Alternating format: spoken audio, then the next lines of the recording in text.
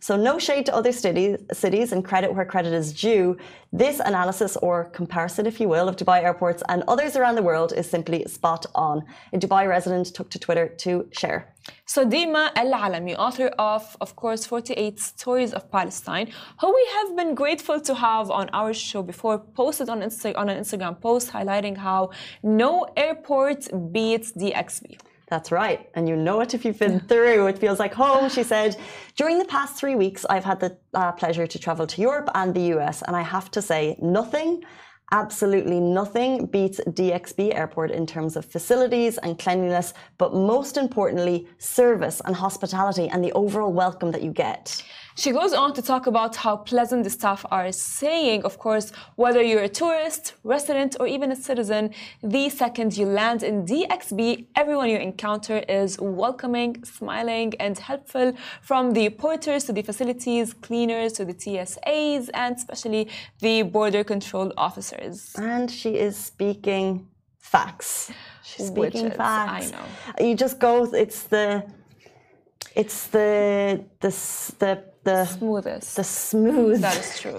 The smooth transportation. I remember there used to be videos that would go viral of landing in DXB, and you might remember them, you know, the people that would meet you and they'd smile at you, and it was just quite, it would be like nearly a wink you'd get as you arrive in. And I just think that we are a small country that welcomes, you know, it's the busiest airport in the world for international travel, which means people from all over the world come through.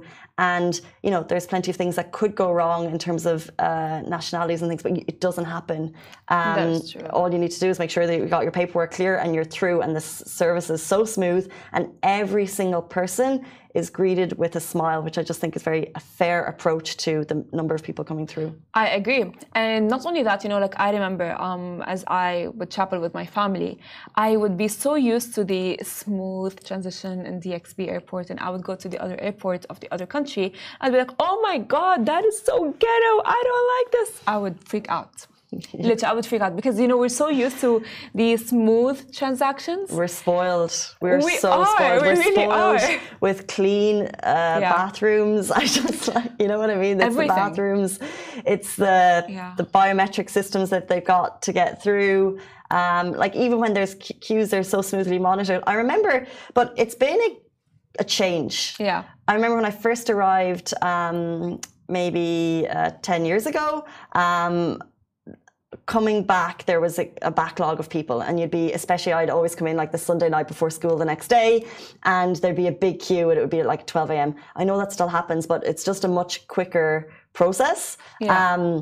And that's why, so like when you get off a plane now, you know that run that people kind of do. So you're getting off the plane and you're going from the plane to the security. Okay. And some people, like if you're with a family, you take it slow. But I don't know about you, but I'm like, because you want to get there quickly. Because once you get down that elevator, you used to see a huge sea of people. Right? Yeah. You don't. That doesn't happen anymore. No. That fear, it's still ingrained in you because you don't want to be sitting in the airport for an hour. You're waiting for that. Oh, is it going to be a sea? I have not seen a sea of people. In so long. You know, floods aside. But that is the power of Dubai. You know what? They keep on improving. And what we knew the airport was to be like years ago is not how it is right now. And that's like honestly the most beautiful thing ever. Exactly.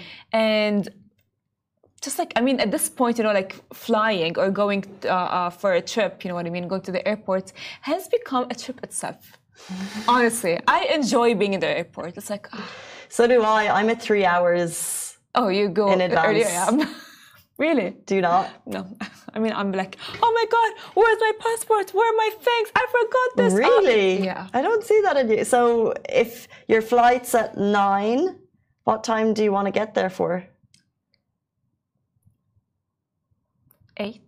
No. 7:30. No. 7:30. No, you're lying. No, you're actually lying. No. You can't be an hour before. I mean, because it's very fast. There's a queue? I mean, know look, it is I fast. don't know.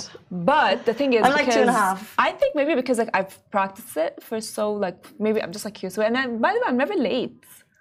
I don't think you want... Guys, if you're going to the airport, how much time do you leave in arrivals in advance? Like, how much time...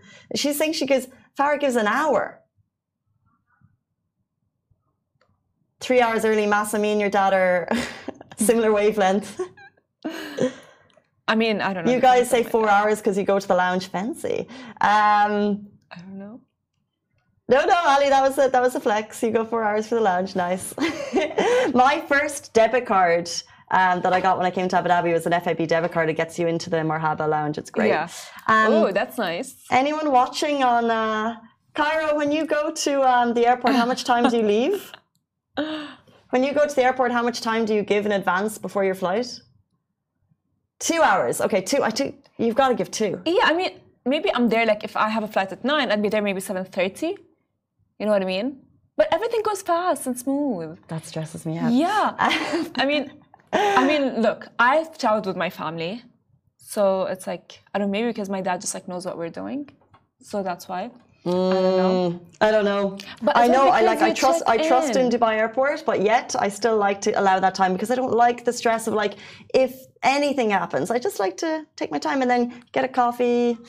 Anyway, speaking of from anxious to soothing.